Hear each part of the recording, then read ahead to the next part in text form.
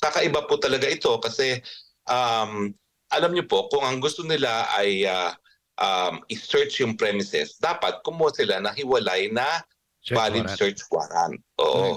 Hindi po sapat na meron kang arrest warrant tapos gagawin mong dahilan para mag-search, no? Wala pong ganon. Meron lang po is yung incidental arrest pursuant to a lawful search warrant. Pero ang gusto po nila talaga ay halukayin ng kada sulok ng kingdom, meron pong requirement yan na dapat merong hiwalay na search warrant. Dahil lang arrest warrant lang naman ay mandato sa kapulisan na arestuhin ang isang tao. So Tama, napakalaking paglabag din po ito sa karapatan ng kingdom, lahat po ng mga nanampalataya sa kingdom, dahil ito po ay labag doon sa sinasabi ng ating saligang batas, sa ating Bill of Rights, no? Na ang taong bayan ay merong karapatan to be secure in their places, no?